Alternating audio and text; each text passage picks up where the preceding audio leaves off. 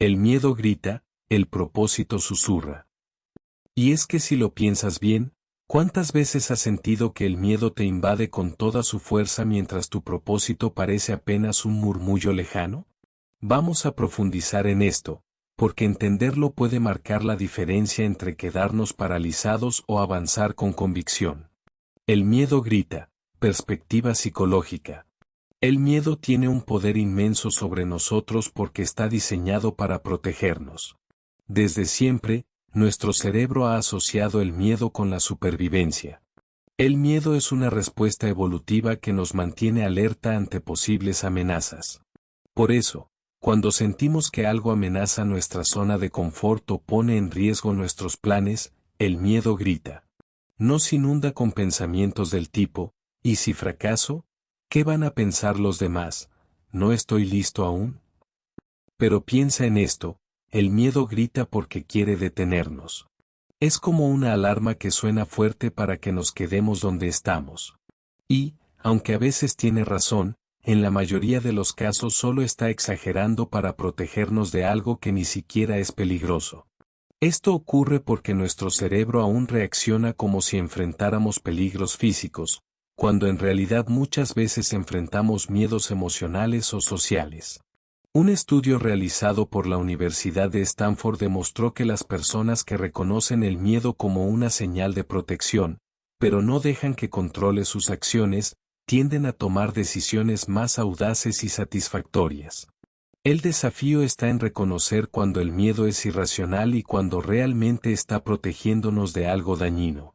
El miedo en la historia, momentos decisivos. A lo largo de la historia, muchos líderes y personajes influyentes enfrentaron miedos abrumadores. Pensemos en Martin Luther King Jr., quien, a pesar de recibir constantes amenazas de muerte, siguió adelante con su lucha por los derechos civiles en Estados Unidos. El miedo gritaba en cada protesta, en cada discurso, pero su propósito de lograr igualdad y justicia social susurraba con convicción.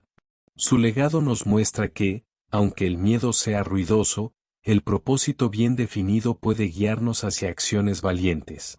El propósito susurra, perspectiva filosófica. Por otro lado, el propósito es sutil. No es que no tenga fuerza, sino que no necesita gritar para ser verdadero. Nuestro propósito está ahí, siempre presente, pero habla bajito, con calma. Nos dice lo que realmente queremos, lo que nos mueve desde adentro, pero solo lo escuchamos cuando silenciamos el ruido externo y, sobre todo, el ruido de nuestros propios miedos. El filósofo Friedrich Nietzsche planteaba que el propósito se manifiesta en el sentido que damos a nuestras acciones. Para él, encontrar un porqué permite soportar casi cualquier cómo. Esto significa que el propósito no necesita ser ruidoso porque está basado en una verdad interna que no depende de la validación externa. Otra figura filosófica, Viktor Frankl, quien sobrevivió al Holocausto, decía que aquellos que tenían un propósito claro lograban resistir el sufrimiento mejor que aquellos que habían perdido el sentido de su vida. Su experiencia en los campos de concentración mostró que el propósito no necesita ser heroico o grandioso, a veces es simplemente tener la voluntad de vivir un día más para contar la historia. ¿Cómo escuchar el propósito? Técnicas prácticas. Diálogos internos conscientes. Habla contigo mismo cuando el miedo grite. Pregúntate, ¿esto que siento realmente refleja un peligro o solo el temor a lo desconocido? Meditación y mindfulness. Crear espacios de calma mental permite que el propósito tenga su momento de expresarse. A veces, solo necesitamos apagar el ruido externo para escucharnos realmente. Análisis retrospectivo. Pregúntate, ¿cuántas veces en el pasado el miedo te hizo abandonar un proyecto? ¿Qué hubiera pasado si hubieras seguido tu propósito en lugar de ceder al miedo? Historias inspiradoras. El miedo que grita, el propósito que susurra. Voy a contarles dos historias para ejemplificar esto. La primera es sobre J. K. Rowling, autora de la saga Harry Potter. Antes de ser famosa, vivió momentos difíciles, pobreza, rechazo editorial y críticas constantes. El miedo le gritaba que abandonara sus sueños, pero su propósito de contar historias la hizo seguir adelante. La segunda historia es la de Nelson Mandela. Tras pasar 27 años en prisión, su propósito de lograr una Sudáfrica libre y unida nunca dejó de susurrar en su corazón, a pesar del miedo, la violencia y la desesperación. Fue esa voz tranquila y persistente la que finalmente guió sus pasos hacia la reconciliación. ¿Cómo equilibrar el miedo y el propósito? Estrategias prácticas. La clave no es eliminar el miedo, porque eso es prácticamente imposible. La clave está en aprender a escucharlo sin dejar que tome el control.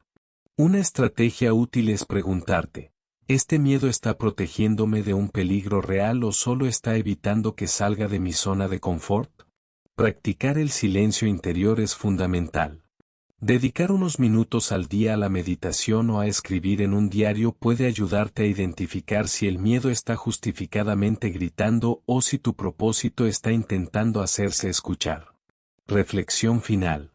Si hay algo que realmente deseas hacer, pero el miedo está gritando en tu oído, date el tiempo de escuchar también a tu propósito. Haz silencio, respira y pregúntate, ¿qué quiero realmente? Recuerda, el miedo puede ser ruidoso, pero el propósito es constante. Elige escucharlo.